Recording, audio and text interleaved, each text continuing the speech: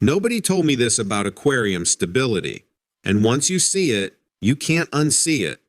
Most tanks don't fail because of one big mistake.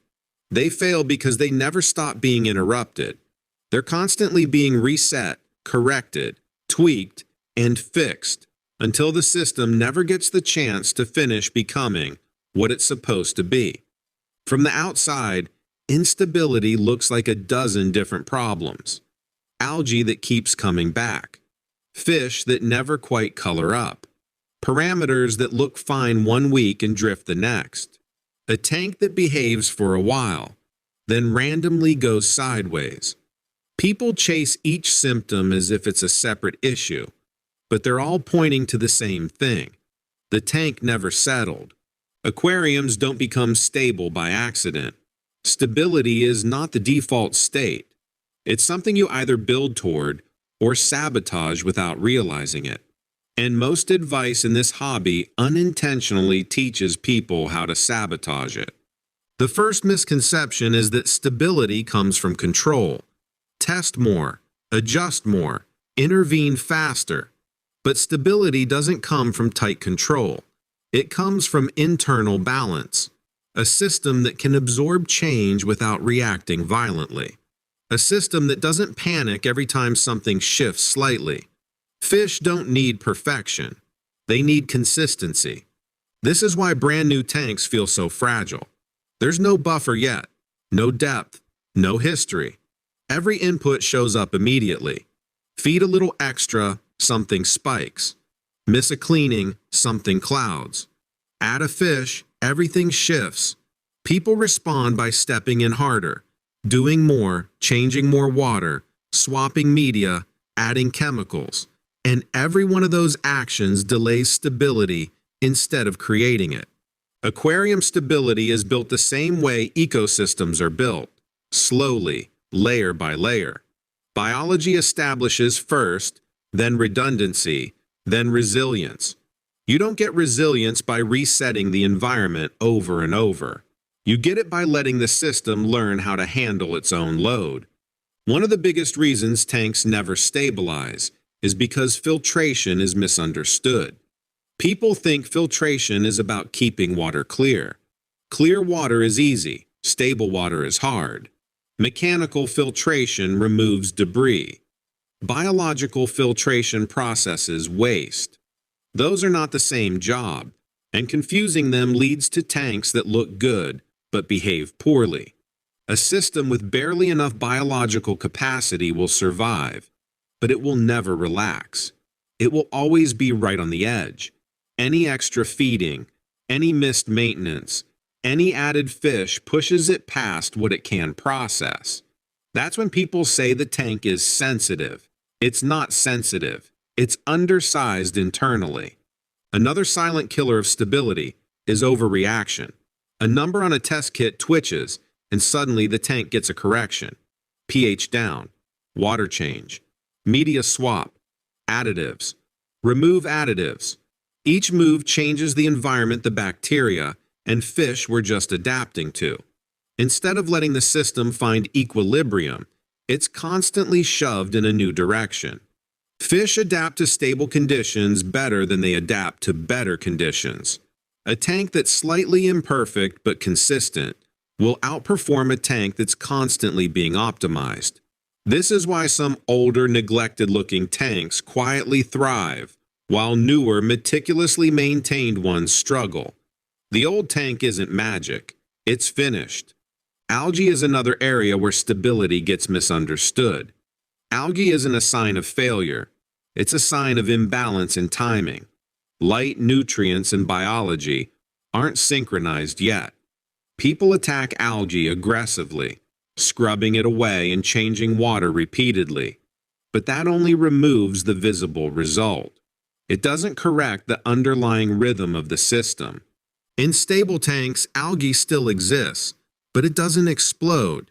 It appears, gets grazed, gets outcompeted, and fades. That only happens when plants, bacteria, and nutrients reach a predictable relationship. That relationship can't form if the environment keeps resetting. Stocking plays a bigger role than most people admit. A tank stocked right at its limit has no margin, no room for error, no forgiveness.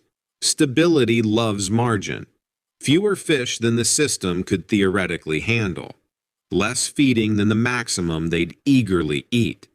Extra biological capacity sitting unused most of the time. That unused capacity is what absorbs stress when something changes. Time is the factor nobody likes to hear about because you can't rush it or buy it. Stability doesn't show up at 6 weeks because a chart says the cycle is done. Cycling is the beginning, not the finish line. A cycled tank can still be wildly unstable. Stability comes months later, when the system has seen enough repetition to smooth out its reactions. This is why tanks that are constantly almost there never cross the line. They're always being restarted in small ways. New fish added too fast. Filters cleaned too aggressively. Media replaced instead of rinsed. Each action feels reasonable on its own, but together they keep the tank young. Aquarium stability isn't about doing less. It's about doing the right things less often. It's about building a system that doesn't need you hovering over it to survive. And once you understand that, the goal stops being perfect numbers and starts being predictable behavior. Because when a tank is truly stable, it tells you. It stops surprising you. It stops demanding attention. It stops reacting dramatically. And that's when fish keeping becomes quiet. And when most problems disappear without being fixed. Most aquariums don't fail loudly. They fail quietly over time, through habits that feel responsible but slowly undermine stability. These are the mistakes that don't crash a tank in a day, but make sure it never fully settles no matter how long it's running. The first is cleaning too aggressively. Filters are treated like they're supposed to be spotless. Sponges get squeezed until they run clear. Media gets replaced because it looks dirty. But that dirt is life. It's where the work is happening. Every time biological media is stripped down, the system loses memory. Bacteria don't just process waste. They form communities that respond faster and more efficiently the longer they're established.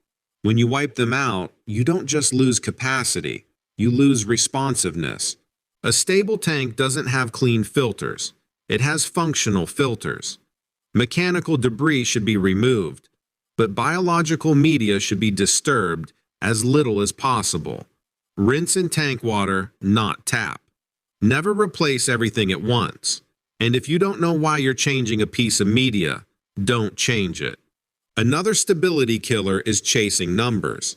Test kits are tools, not instructions.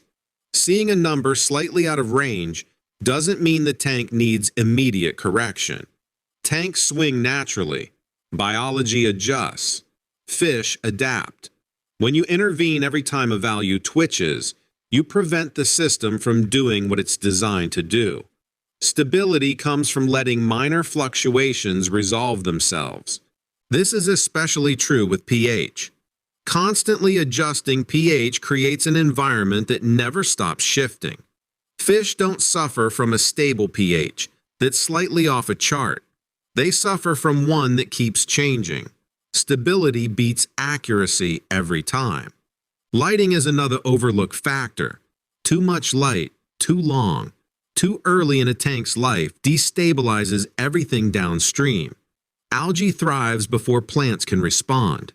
Nutrients accumulate without being used. People respond by scrubbing harder and changing more water, which further resets the tank. Stability requires light schedules that match the system's maturity, not the maximum the fixture can produce. Feeding mistakes compound instability faster than almost anything else. Overfeeding isn't just excess waste, it's excess timing pressure. Food decomposes faster than biology can scale. The system never catches up. Stable tanks are fed predictably, conservatively, and consistently. Fish acting hungry doesn't mean they need more food. It means they're opportunistic. Stocking too quickly is another common trap. Adding fish in waves feels safe, but each addition increases the baseline load.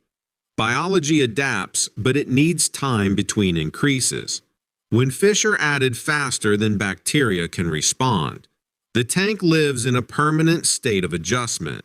It never reaches equilibrium because the goalposts keep moving. Then there's the issue of constant rearranging. Decorations moved, substrate stirred, rocks shifted, plants uprooted and replanted.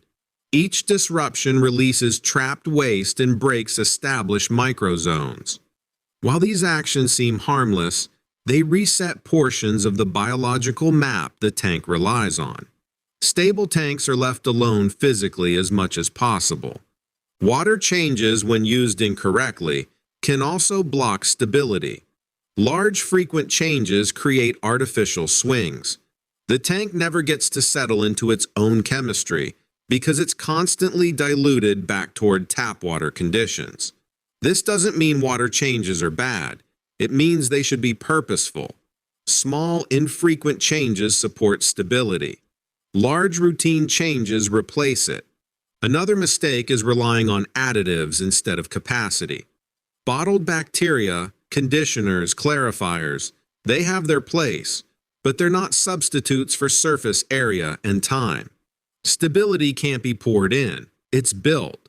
Additives can help during transitions, but when they become routine, they mask underlying deficiencies. One of the biggest problems is misunderstanding what cycled actually means. A cycled tank can process ammonia and nitrite. That's it. It says nothing about nitrate management, buffering, redundancy, or resilience. Many tanks stall here. They're alive but fragile. Stability comes later, when the system has been allowed to layer on depth. This is where patience becomes the hardest requirement. Most people want their tank to behave like a mature system immediately. They see examples online and assume they can skip steps. But those calm, effortless-looking tanks have one thing in common. They've been left alone long enough to finish forming. Stability doesn't come from perfection. It comes from restraint, from letting the system handle small problems instead of fixing them instantly, from understanding that intervention is sometimes the cause, not the solution. Once you stop breaking stability, the tank starts teaching you what it needs. Patterns emerge. Responses become predictable. You stop guessing and start observing. And that's when aquarium keeping shifts from constant maintenance to quiet management. Because a stable tank isn't one that never changes. It's one that changes slowly enough that nothing ever feels like an emergency. Once you stop fighting the tank, stability stops feeling mysterious. It stops being something you hope happens and starts being something you can deliberately build. Not with tricks or shortcuts, but with a mindset that treats the aquarium like a living system instead of a project that's never finished. The first shift is understanding that stability comes from excess capacity, not efficiency. Tanks that are engineered to run at their limit are always tense. Tanks built with margin are calm. That margin shows up as oversized filtration, extra biological media, more surface area than you think you need, and stocking that leaves room for error. When something unexpected happens, the system absorbs it instead of reacting. Filtration should be designed for the tank you want in a year, not the tank you have today. Biological media should be left in place long enough to develop depth. Avoid redesigning your filter every few months. Let it mature. A filter that's been running undisturbed for a year behaves differently than a new one, even if they look identical. Water changes, when used correctly, become background tools instead of weekly rituals. Small, infrequent changes support stability without resetting chemistry. Large changes are reserved for clear reasons. The goal isn't to eliminate water changes. It's to stop needing them as a crutch. When a tank is stable, skipping one doesn't cause stress. That's how you know you've built something resilient. Lighting and feeding should be boring. Predictable schedules.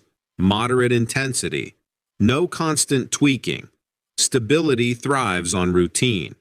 Every adjustment should have a reason, not just curiosity. If something is working, leave it alone long enough to prove that it actually works. Stocking should be intentional and slow. Give the system time to respond after each addition. Watch behavior instead of chasing numbers. Fish tell you more about stability than test kits ever will. Color, activity, breathing, and hierarchy are the real indicators of how comfortable the environment is. Plants and surfaces should be treated as infrastructure, not decoration. Every leaf, rock, and grain of substrate is part of the biological engine. Disturb them only when necessary. The more physical stability the tank has, the more chemical stability follows. Most importantly, learn to recognize when the tank is asking for patience instead of action. Not every problem needs to be solved immediately. Some resolve themselves if you stop interfering. The hardest part of aquarium stability is trusting the system you built to do its job. This doesn't mean neglect. It means informed restraint. Observation before action. Letting small fluctuations settle instead of forcing them into line. Over time, the tank becomes predictable. It stops surprising you. And when something does go wrong, you can trace it clearly instead of guessing. The final sign of stability is confidence. You stop worrying about missing a day. You stop reacting to every minor change. You stop feeling like the tank is fragile. It becomes something that runs with you, not against you. Nobody told me this about aquarium stability because it doesn't sell quick fixes. It requires patience, margin, and letting go of control. But once you build it, everything else in the hobby gets easier. Maintenance drops. Fish look better. Problems fade instead of stacking.